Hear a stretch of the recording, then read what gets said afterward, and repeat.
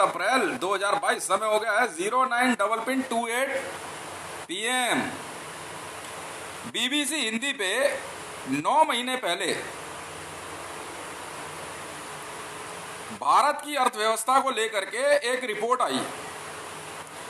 इस रिपोर्ट को पेश करने वाले वक्ता जो हैं वो हैं निखिल इनामदार और अपर्णा अल्लूरी जी, और डेटा पेश किया है किरण लोबो चाट सादाब नजमी ने। अच्छा जी, और मैंने आज इसको जो है वर्ल्ड इकोनॉमिक्स फोरम में जो है मैंने चैलेंज किया है। देखिए, मैं आपको अपनी पहली बात बता देता हूं। आपने पूछा भाई नेगेटिव साइड है या पॉजिटिव, पहले मैं बता देता हूं आपको। देखो, सबसे पहली बात, जितना भी डाटा आपने पेश किया है ना जीडीपी का, ठीक है, कि अभी जो है फिलहाल जो है 2019 और 20 में 2.1% और फिलहाल 2.4 पे चल रही है जीडीपी, ये नेगेटिव है सर। बस आप क्या करो, या 2.1 हो, 2.4 हो, 3.1 हो, आप बस इसे नेगेटिव लिख दो। आगे माइनस में चल रही है भारत की इकोनॉमी, मालूम है आपको?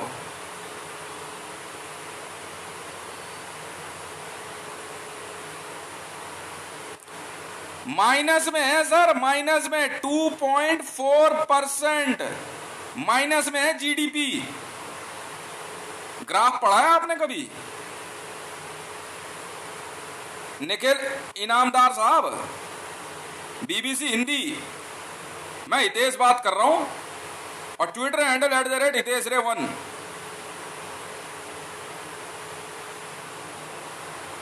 बाकी डेटा छोड़िए, ग्रेजुएशन करी है मैंने,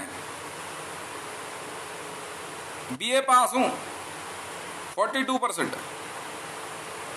अब सुनिए, आपकी इस रिपोर्ट को आने के बाद एक फाइल आई थी हमारे पास, और आज जो है बीबीसी हिंदी की फाइल जो है, ये रिपोर्ट जो है मेरे पास रिफ्लेक्ट हुई है यूट्यूब पे, तब मैं देखने बैठा हूं। इसमें आपने बताया है कि 2016 में 86% नगद को बाहर कर दिया गया। डिमोनेटाइजेशन, विमुद्रीकरण। जानते हो उस दिन भारत सरकार को कितने का नुकसान हुआ था?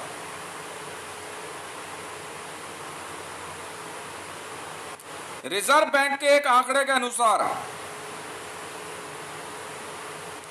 मैं एक संख्या गणित बता देता हूं आपको, आपके इसमें एक चीज और गलत है वो भी समझा दूंगा।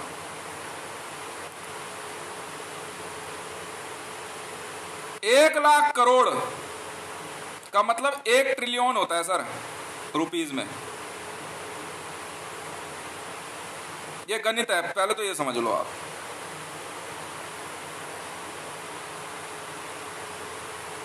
इसमें आपने 5 ट्रिलियन मतलब 5,00,000 करोड़ डॉलर का है।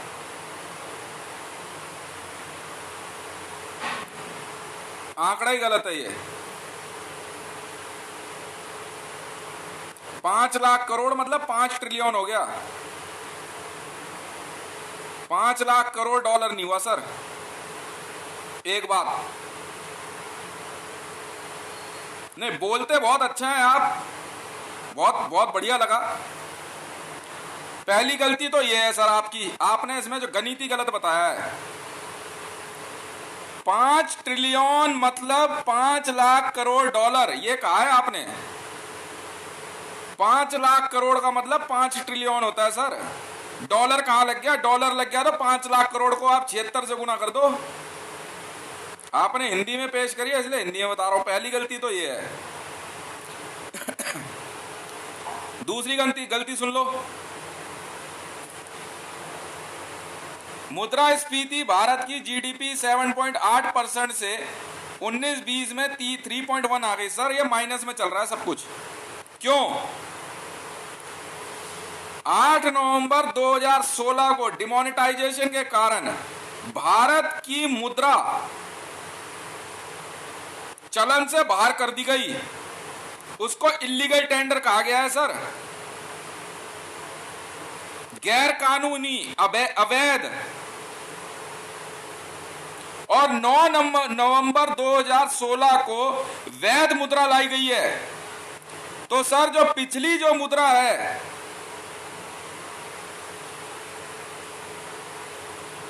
जो 8 नवंबर 2016 को अवैध और गैर कानूनी कही गई है, उस कारण से भारत को लगभग 15 लाख करोड़ का नुकसान हुआ सर। -15 लाख करोड़। अगर आपको यूएस डॉलर निकालना है तो 15 लाख करोड़ को जो है आप 76 से भाग दे दो, या जो भी डॉलर की प्रेजेंट वैल्यू होगी, 15 लाख करोड़ माइनस में चला गया सर। और उसके बाद आंकड़ा फिर भी बुक्स में चढ़ा रहा है, क्योंकि इन्होंने उसको गैर कानूनी कह दिया। तो जो देनदारी है वो तो वहीं रह गई। उस हिसाब से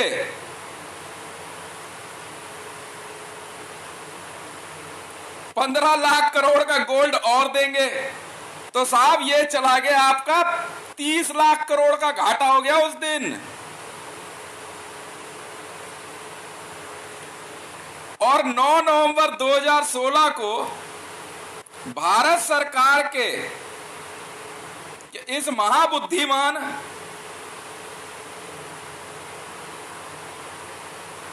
प्रधानमंत्री द्वारा जो नई मुद्रा लाई गई, ब्रांड न्यू, नई नहीं बोला मैंने, नई ब्रांड न्यू करेंसी जो आई सर, उसका जो है उसकी वैल्यू भी 15 लाख करोड़ हुई, मतलब 15 ट्रिलियन। उतना पैसा लेके आए।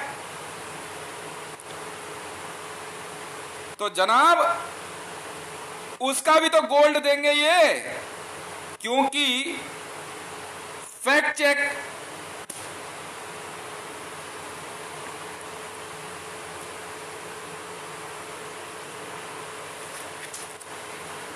मैं समझा देता हूं सर। एक आर्टिकल के मुताबिक फैक्ट चेक रिपोर्ट है ये,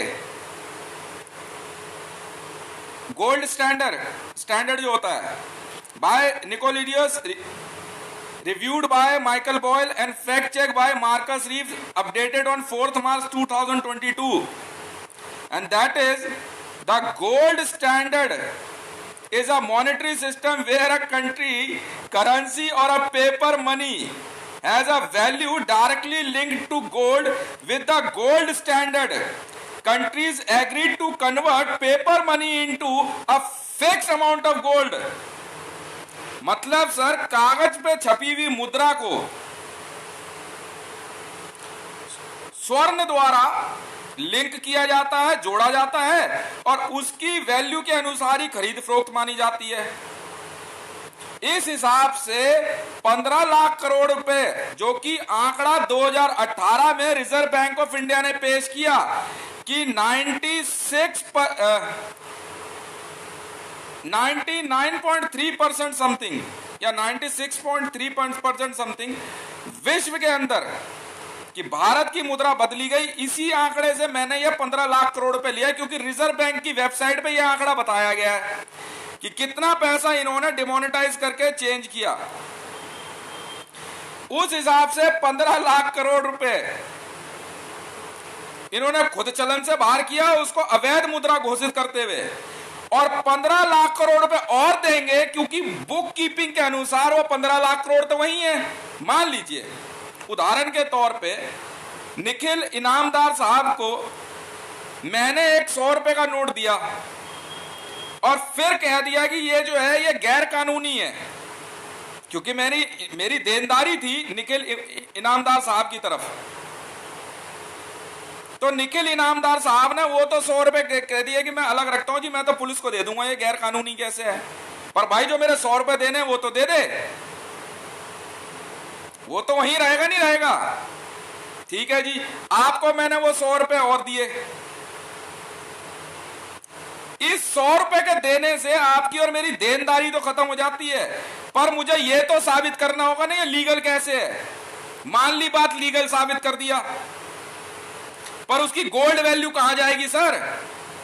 मतलब उस दिन भारत की इकोनॉमी को 45 लाख करोड़ का नुकसान हुआ है सर। और भारत की अर्थव्यवस्था माइनस, जी हां, घाटे में 45 लाख करोड़ गई। इसका मतलब -45 लाख करोड़ भारत की अर्थव्यवस्था को नुकसान हुआ। अब उसको कंसोलिडेट करने के लिए जो टाइम लगेगा, मतलब ये माइनस में चला गया आंकड़ा, अगर ग्राफ आप बनाओगे तो अब इसको -45 से 0 पे पहुंचने में जो टाइम लगे वो डेप्रिसिएशन है। करेंसी डेप्रिसिएशन में भी आती है सर। कितना % होगा ये माइक्रो इकोनॉमिक्स कहलाती है, बहुत बारीकी से पढ़ना होगा।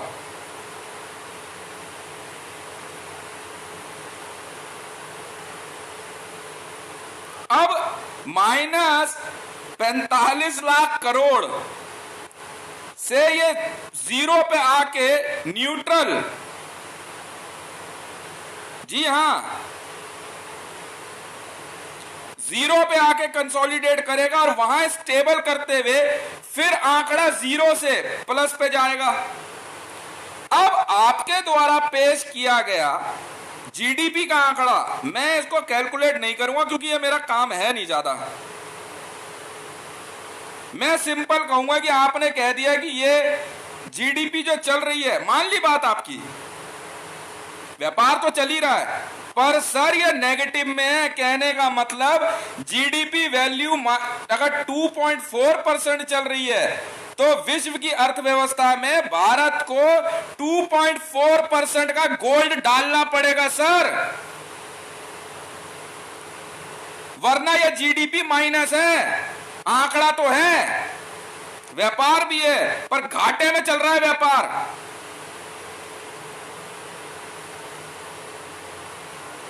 मान ली बात आपकी, बेरोजगारी भी है, पर यह बेरोजगारी इतनी ज्यादा है कि यह परमानेंट हो चुकी है।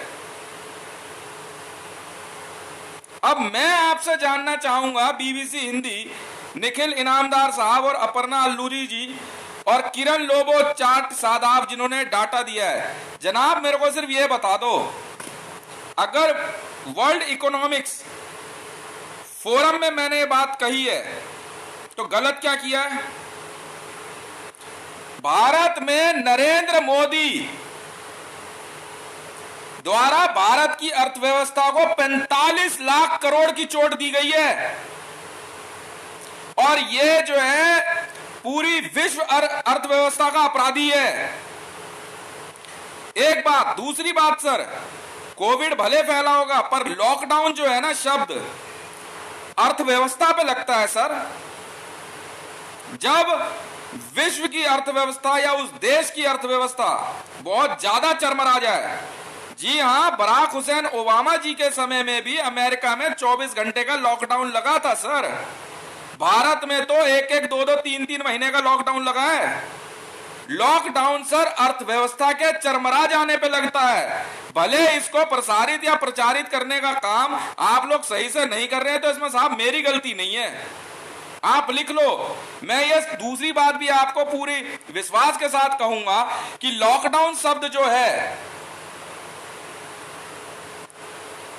वो सर अर्थव्यवस्था से संबंधित है। यदि आपने जो है क्या कहते हैं अर्थव्यवस्था या अर्थशास्त्र पढ़ा हो तो पूरे विश्व के अंदर लगने वाला लॉकडाउन भारत में सर्वाधिक समय के लिए लगाया जा रहा है,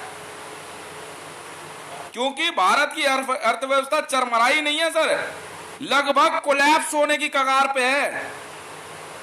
और फिर भी भारत के जानकार महापंडित कहने वाले अपने आप को अर्थशास्त्री साहब इस सच्चाई को छुपा रहे हैं। मैं वर्ल्ड इकोनॉमिक्स फोरम में क्यों नहीं चैलेंज करूं इस बात को?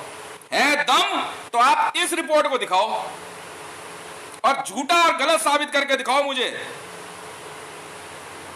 क्योंकि नरेंद्र दामोदर दास मोदी ने 8 नवंबर, जी हां, 2016 को अपने भाषण में जो बात कही है, ध्यान से सुनिए, मैं आपको बताता हूं सर। इनका यह भाषण जो है, देश और विश्व के नाम का जो संबोधन है, ये 1 घंटे 2 मिनट 44 सेकंड के लगभग का था। और जी हां, नरेंद्र दामोदर दास मोदी, शॉर्ट में नाम इनका नरेंद्र मोदी है। इन्होंने 8 नवंबर 2016 को अपने एक भाषण में राष्ट्र के नाम, भारत के नाम और विश्व अर्थव्यवस्था के नाम जो संबोधन पेश किया, उसमें जो इन्होंने बात कही है उसको ध्यान से सुनिए। इन्होंने अपने भाषण के 14 मिनट 25 सेकंड पूरे होने पे जो बात कही, उसमें साफ कहा, आज मध्य रात्रि यानी 8 नवंबर 2016 रात्रि 12 बजे से 500 रुपए और 1000 रुपए के करेंसी नोट लीगल टेंडर नहीं रहेंगे। सर, लीगल टेंडर बोला है, लीगल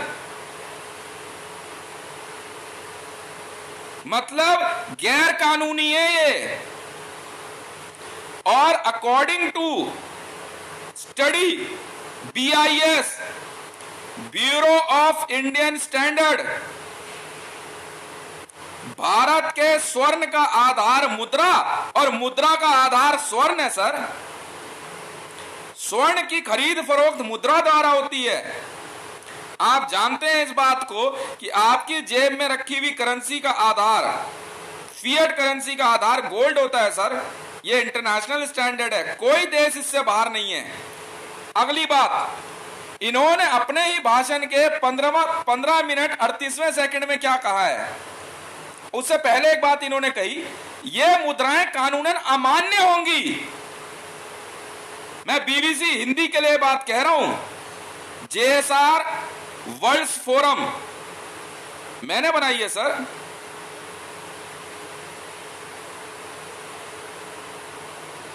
आप अपनी बात कह सकते हैं, जरूर कह सकते हैं, कोई रोक नहीं सकता। जानते हैं क्यों सर? मैं अपनी बात कहने वालों से ना पैसे लेता हूं और ना ही पैसे देता हूं। पेड रिपोर्ट नहीं है सर ये, कि किसी सरकार और किसी नेता द्वारा किसी को पैसे देकर रिपोर्ट तैयार कर दी और दिखा दो यार, अपने आप समझेंगे। नहीं सर, भारत की अर्थव्यवस्था को 45 लाख करोड़ की चोट लगी है। 45 trillion in Indian rupees, not in dollar sir. और अगर 2016 से आंकड़ा नापा जाए तो मेरे ख्याल से ये 1 ट्रिलियन US डॉलर तक तो पहुंच ही जाएगा।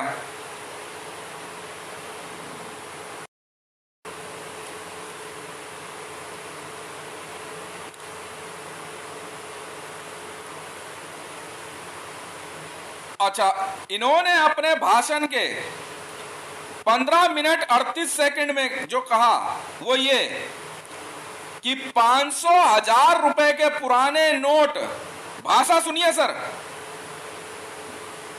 प्रधानमंत्री थे ये उस समय, अभी भी हैं या नहीं है मुझे नहीं पता, कारण है,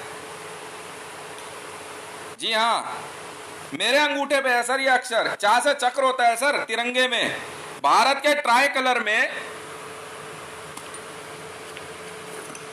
जो रैंक है ये चक्र, ये मेरा रैंक है सर। इसलिए इनामदार साहब, मैं अपनी बात कह सकता हूं। 500,000 रुपए के पुराने नोट अब एक कागज के टुकड़े के समान रह जाएंगे, यह इनकी भाषा थी। यह वैश्विक अपराधी है सर। आपके न्यूज चैनल में इसको भारत का प्रधानमंत्री बताया जा रहा है। मुझे तो बड़ी अचंभे की बात लग रही है, क्योंकि prime minister office belt number 3236 मेरा है सर। मैं हूं भारत का प्रधानमंत्री, इसलिए मैं और भारत का राष्ट्रपति भी मैं हूं। बेल्ट नंबर 3760 मैं इसलिए पूरे विश्व को चेताना चाहता हूं और बताना चाहता हूं कि जो नुकसान आप लोगों को हुआ है वो इसी व्यक्ति के द्वारा हुआ है। अब जो कुछ भी आगे होगा, यदि आप इसी प्रकार से रिपोर्ट प्रसारित करते रहेंगे झूठी, तो मैं बिना देर करे जो है ऑब्जेक्शन क्यों ना लूं। ठीक है जनाब, इस हिसाब से आप जो भी आंकड़ा पेश कर रहे हैं, चाहे जीएसटी का हो, डिमोनेटाइजेशन का, उसका जीडीपी का हो, चाहे आपका क्या कहते हैं मुद्रास्फीति का, सब माइनस में चल रहा है सर। घाटा, कंप्लीट लॉस।